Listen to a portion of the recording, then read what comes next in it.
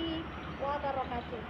Perkenalkan, nama saya Intan SPDI, guru SD Negeri 26 Pajalele. Warahmatullahi wabarakatuh. Waalaikumsalam warahmatullahi wabarakatuh. Apa kabar hari ini anak-anakku? Alhamdulillah, sehat, senyum ceria, semangat, luar biasa. Allahu Akbar.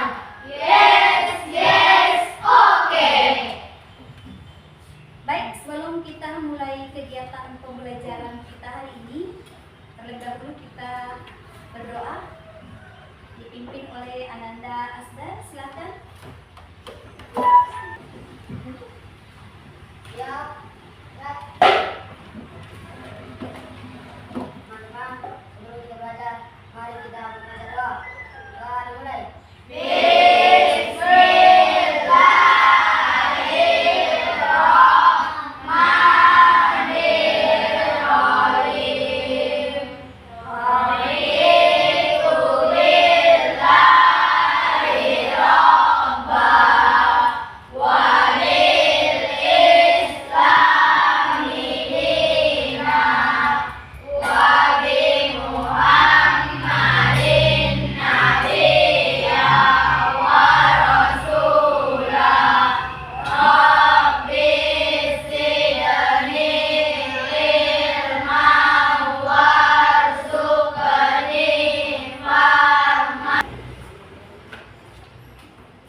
Coba yang tidak hadir hari ini siapa teman yang tidak hadir?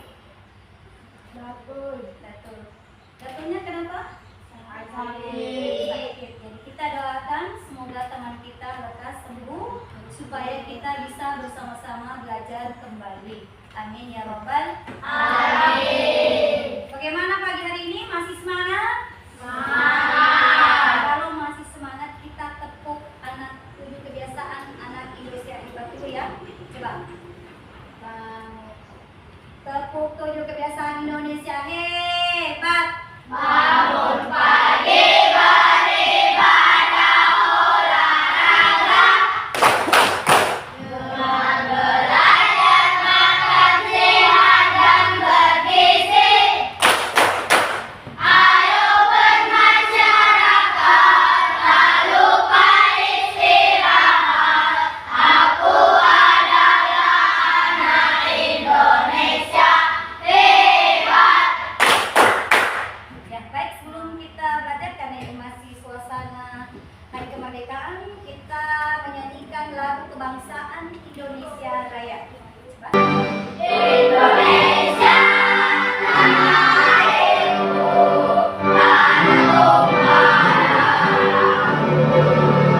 Di sanalah aku berdiri. Indonesia Raya, Indonesia Raya, merdeka, merdeka, tanahku, negeriku yang kucinta. Indonesia Raya, merdeka, merdeka, hiduplah Indonesia Raya. Coba anak-anak, sebelum kita melanjutkan kegiatan kita terkait materi berpikir komputasional, Ibu mau tanya dulu. Hari ini sebelum berangkat sekolah mandi tidak? Mari Kalau mandinya bersih tidak? bersih. Kalau gitu Ibu mau tanya. Sekarang coba Naila, Ibu mau tanya. Gimana sih urutan mandinya Naila? Persiapan, Ya. atur air suhu, basahi tubuh, cuci rambut, cuci wajah, cuci badan, bilas air, keringkan badan, Ya, cuci badannya pakai apa? Pakai sabun. Pakai sampo juga. Urutan mandi setiap harinya itu sama tidak? Tidak. Berbeda? Iya. Berbeda-beda. Nah, terkait ini kita akan belajar terkait berpikir komputasional. Adapun tujuan pembelajaran kita hari ini yang pertama, memahami konsep berpikir komputasional. Kemudian yang kedua, mengidentifikasi tahapan tahapan berpikir komputasional. Ini ada 4. Yang pertama adalah dekomposisi, yang kedua pengenalan pola, yang ketiga abstraksi, dan yang keempat adalah algoritma. Kemudian yang ketiga, menetapkan langkah-langkah berpikir komputasional pada situasi nyata dalam kehidupan sehari-hari.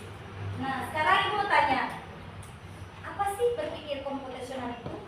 Ada yang tahu? Kalau seperti itu kita simak video dulu. Ya, ada videonya. Silakan disimak.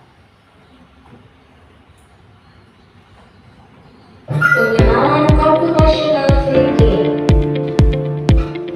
Hai teman GC, coba tebak apa artinya computational thinking atau berpikir komputasional? Ada sekali yang dimakan jeli dan melihat kata komputasional di sini.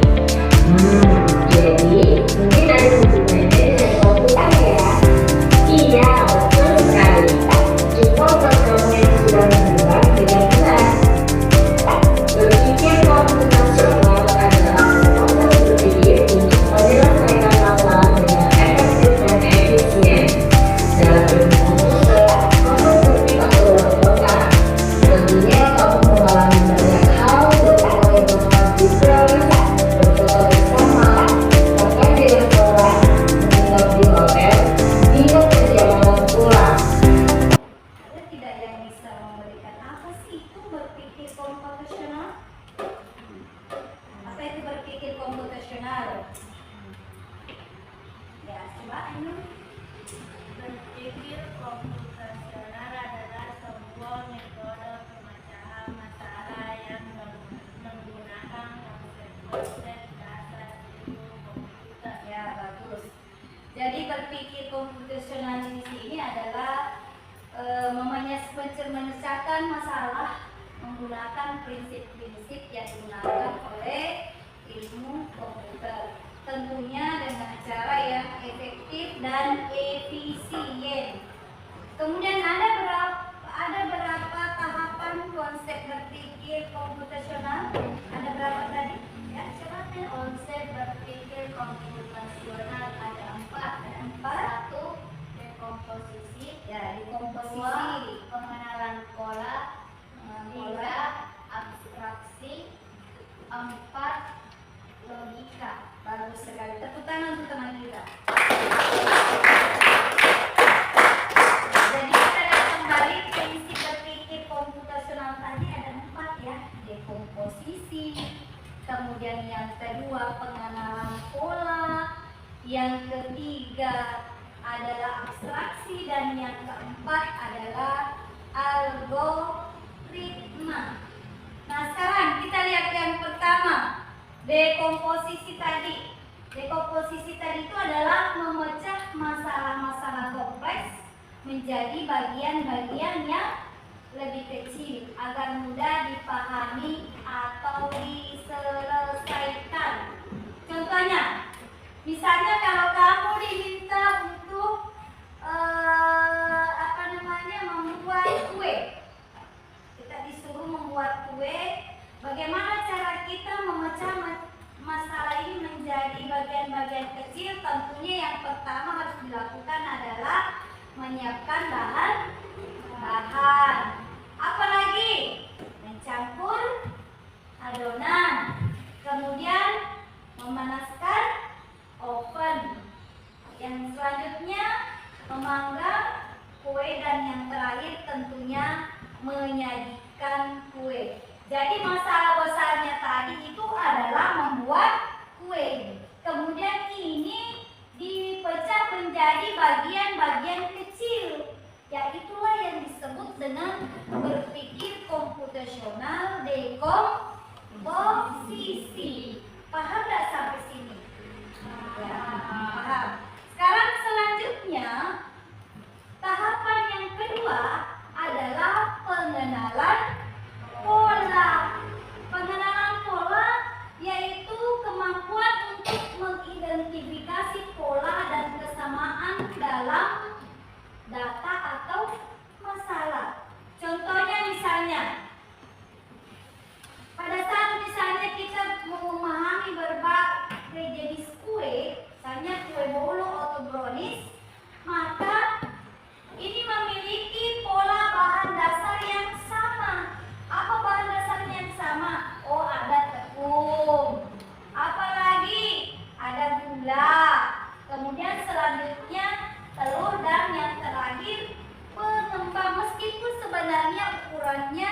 berbeda. Sama ada tadi contohnya di video. Pada saat misalnya di jemuran, kita bisa mengenali, oh ini bajunya bapak, ini bajunya adik, ini bajunya mama, ibu, bapak, dan sebagainya. Kemudian tentunya baju-baju ini dipilah-pilah, kemudian nantinya akan ditempatkan di tempatnya masing-masing. Itu namanya pengenalan pola. Paham nggak? Ya, paham. Sekarang selanjutnya yang ketiga, apa lagi yang ketiga? Adalah abstraksi. Abstraksi itu menyederhanakan masalah kompleks dengan memfokuskan pada informasi penting dan mengabaikan detail yang tidak relevan. Misalnya ketika kita diminta mencari buku di perpustakaan misalnya, ya, kita mencari buku di perpustakaan, tentunya kita tidak perlu memperhatikan warna raknya, kemudian jenis buku yang lain yang ada di sekitarnya, tetapi kita fokus pada judul buku yang hendak kita cari. Ya, tidak usah kita lihat apa warna raknya ini, tidak usah. Jadi kita langsung fokus pada jenis buku yang dicari, kemudian mengabaikan hal yang tidak relevan. Itu disebut dengan prinsip berpikir apa? Komputasional abstraksi. Paham sampai sini? Ya. Sekarang kemudian yang selanjutnya, yang keempat, algoritma atau berpikir algoritma adalah cara untuk memecahkan masalah dengan menguraikan menjadi langkah-langkah yang jelas dan terurut, atau bisa juga menyusun langkah-langkah atau instruksi sama dengan perintah atau prosedur yang sistematis untuk menyelesaikan suatu masalah. Misalnya langkah mencuci tangan, masalahnya adalah mencuci tangan. Bagaimana langkah-langkah mencuci tangan yang benar? Yang pertama apa? Tentunya yang pertama kita buka keran air. Setelah buka keran air, kita basahi tangan. Apa lagi? Ya, ambil sabun. Setelah ambil sabun, gosok-gosok tangan selama misalnya 20 detik. Setelah digosok, apa lagi? Bilaslah kembali dengan air sampai bersih. Setelah itu tutup kembali keran. Dan yang terakhir, keringkan tangan. Jadi ini langkah-langkahnya ini sistematis. Boleh tidak ini ditukar? Misalnya bilas dulu, gosok tangan dulu, baru terakhir dikasih sabun, baru dikeringkan. Bisa tidak? Tidak bisa ya. Jadi ini langkah-langkahnya harus sistematis.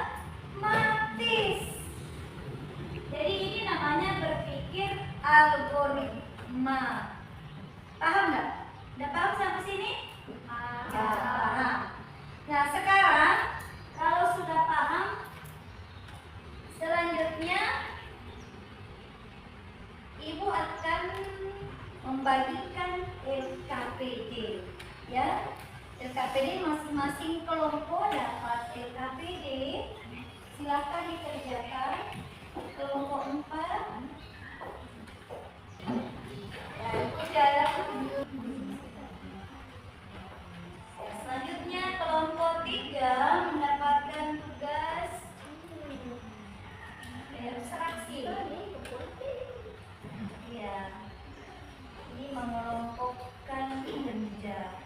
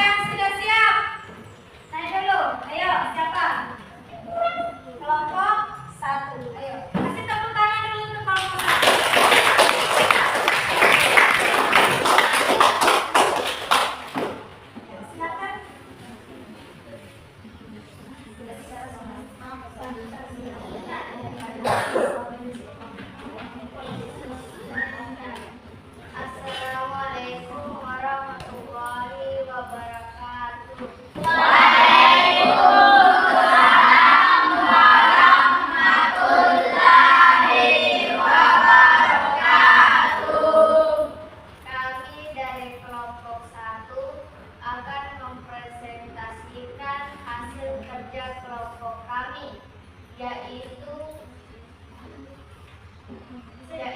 prinsip berpikir komputasional dekomposisi.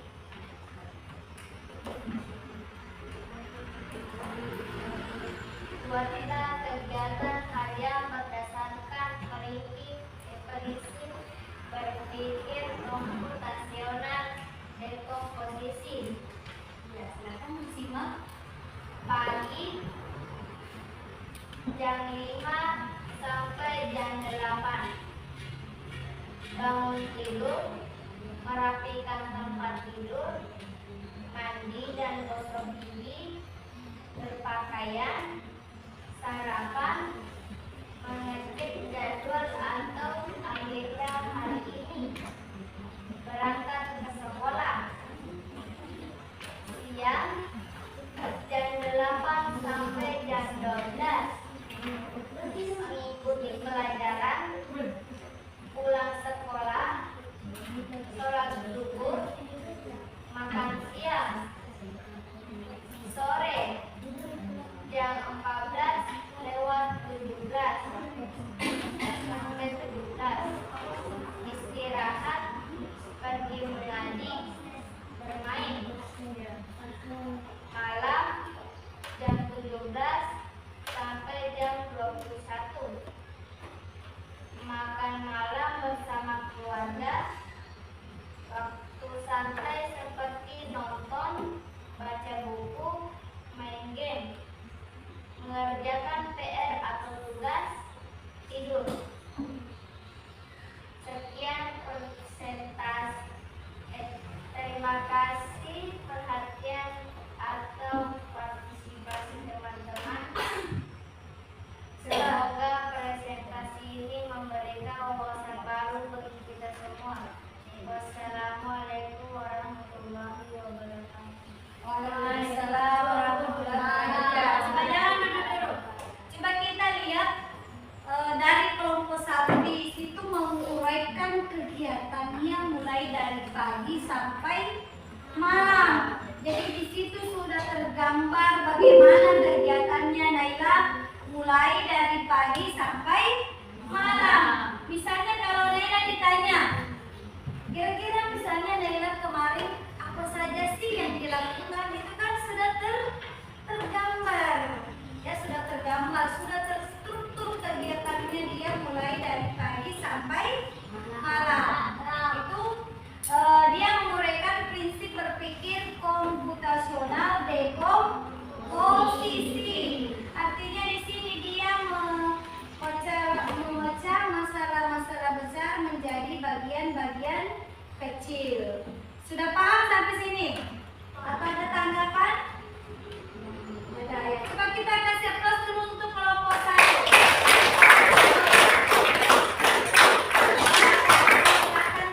Selanjutnya kelompok berapa lagi yang siap tampil? Ya, kelompok silakan.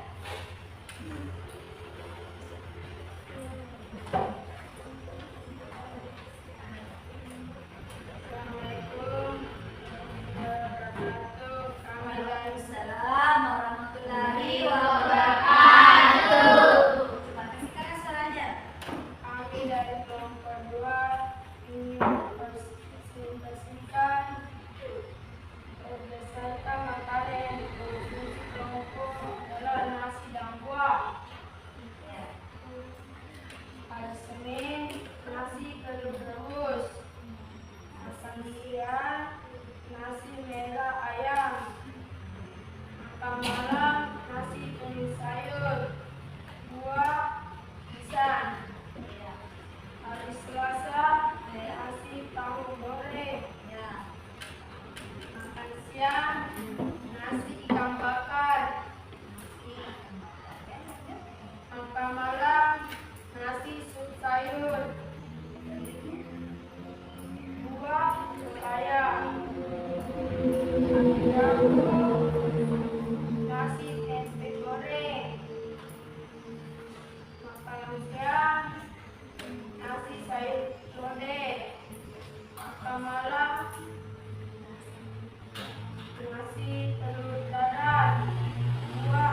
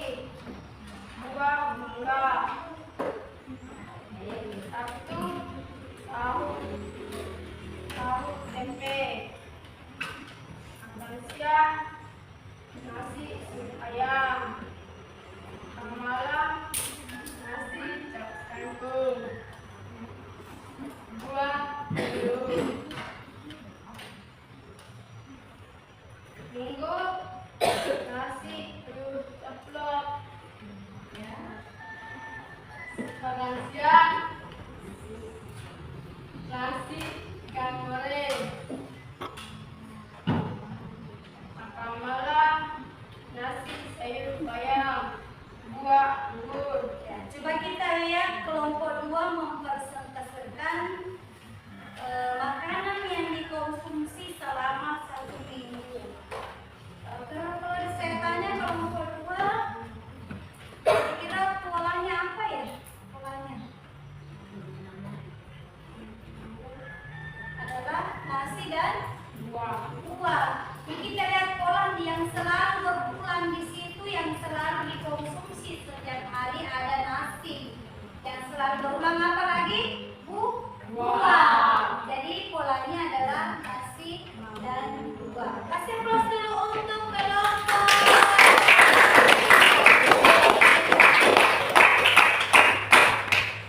Selanjutnya kelompok berapa lagi yang siap Taufik? 3. Ya, kelompok 3. Kasih plus dulu.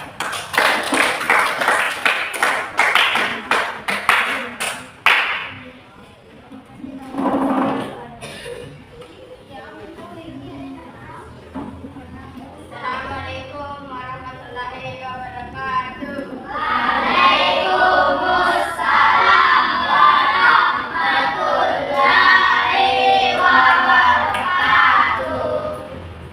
dari kelompok 3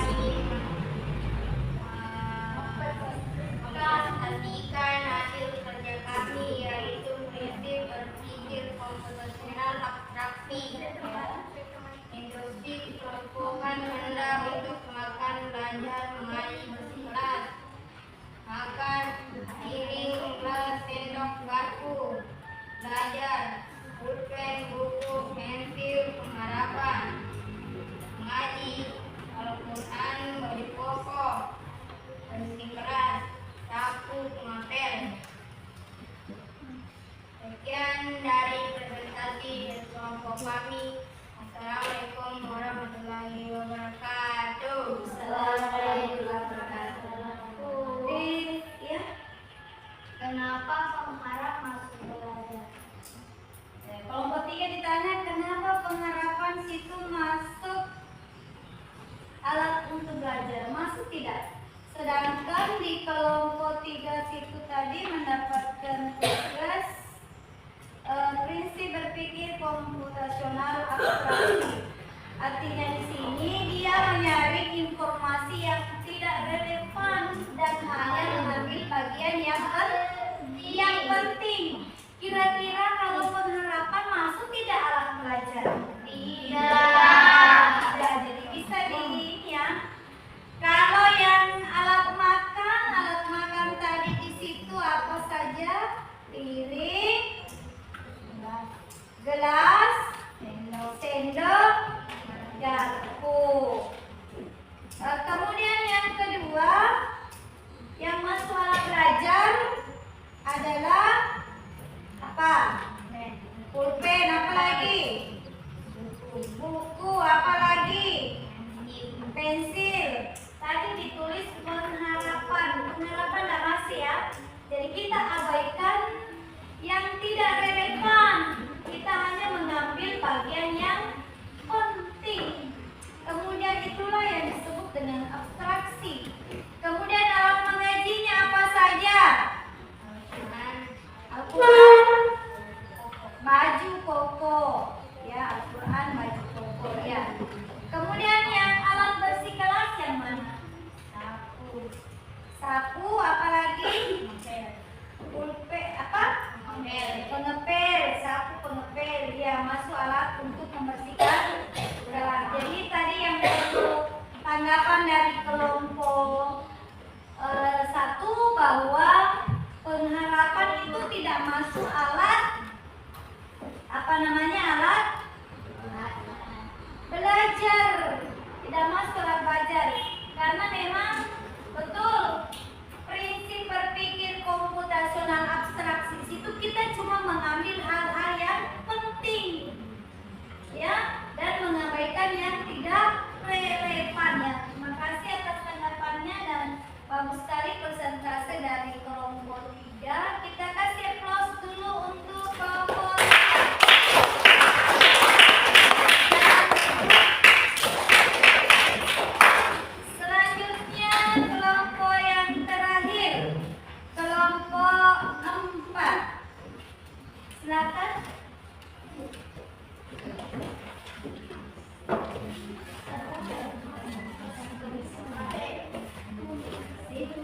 Ya, silakan kelompok 4.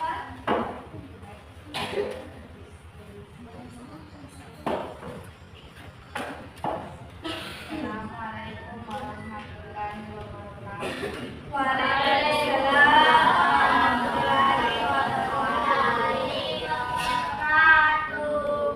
Kami dari kelompok 4 akan mempresentasikan hasil kerja kami. Ya. Susunlah langkah-langkah membuat nasi goreng secara sistematis berdasarkan prinsip berpikir profesional algoritma.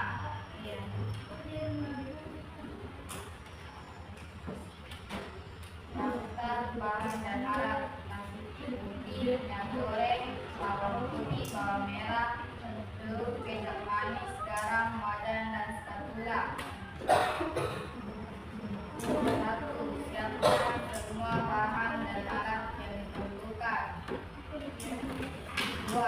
Panaskan minyak wajan. Perhatikan. 3. Tumis bawang putih dan bawang merah hingga harum. 4. Masukkan telur dan aduk hingga matang. 5. Masukkan nasi putih ke dalam wajan. 6. Tambahkan kecap manis dan garam. 7. Aduk semua bahan hingga tercampur rata dan matang. 8. Angkat dan sajikan nasi goreng. Ya, jadi kelompok 4 di sini mendapatkan tugas membuat langkah-langkah membuat nasi goreng. Tadi itu sudah persiapkan semua alat dan bahannya. Kemudian dia menguraikan bagaimana sih langkah-langkah membuat nasi goreng. Nah, sekarang pertanyaan untuk kelompok 4. Kira-kira misalnya kalau urutan membuat nasi gorengnya itu ditukar, boleh tidak?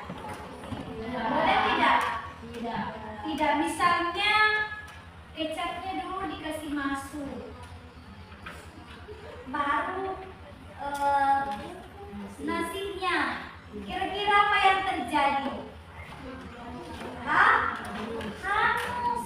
Atau bisa saja rasanya yang berbeda, kurang enak. Jadi itu ada langkah-langkah membuat nasi goreng. Jadi ini merupakan prinsip berpikir algoritma. Ada langkah-langkah sistematis dalam membuat nasi goreng tadi. Ya, ada pertanyaan untuk kelompok 4? Ada? Ada tanggapan untuk kelompok 4? Ada? Kalau tidak ada, kita kasih applause dulu untuk kelompok.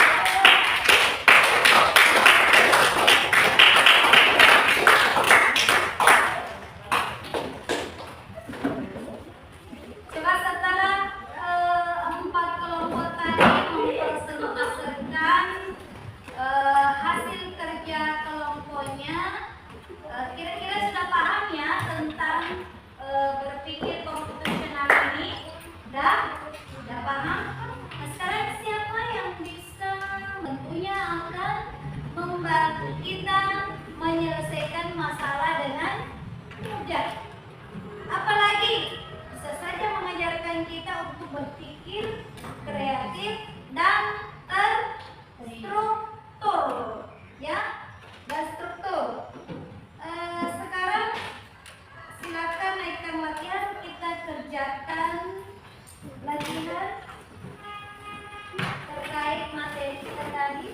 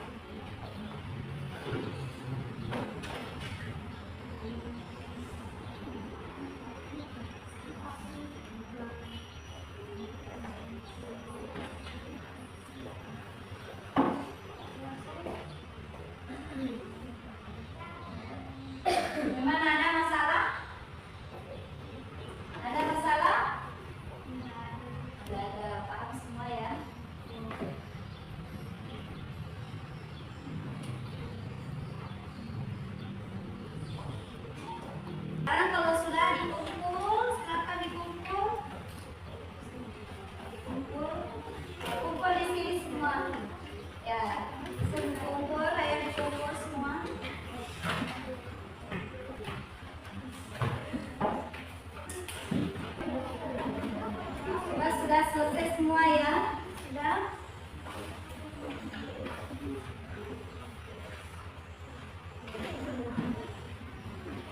Nah sekarang setelah mengikuti pembelajaran tadi tentang berpikir komputasional, siapa yang bisa menarik kesimpulan? Ya, Pak Adi.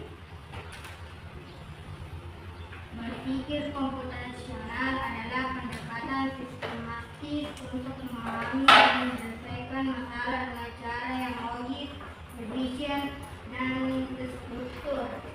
Ya, berpikir komputasional merupakan pendekatan yang sistematis untuk memahami dalam hal menyelesaikan masalah dengan cara yang logis, efisien, dan terstruktur. Ya, tentunya bagaimana berpikir komputasional ini terapkan tadi itu ada 4 ya. Yang pertama, posisi. Yang kedua, pengenalan pola. Yang ketiga, arti. Dan yang keempat adalah argumen.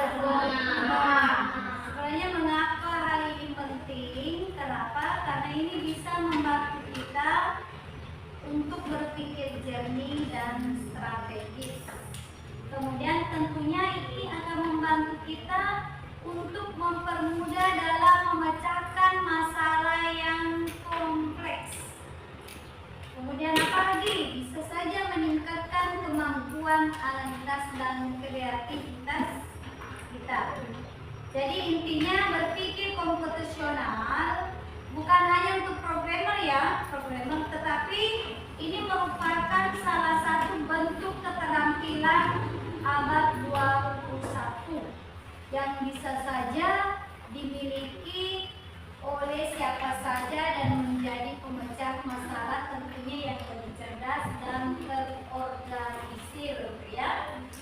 Demikian pembelajaran kita hari ini. Sebelum kita tutup, untuk minggu depan kita akan melanjutkan pembelajaran kita materi berpikir komputer ini tentang menjelaskan kaitan berpikir komputasional dengan kompetensi abad 21.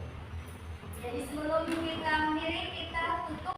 Demikianlah pembelajaran kita pada hari ini. Sebelum kita tutup, mari kita bersama-sama membaca doa sesudah belajar dipimpin oleh Ananda Naila. Siap gerak. Marilah kita membaca doa sesudah belajar. Doa dimulai.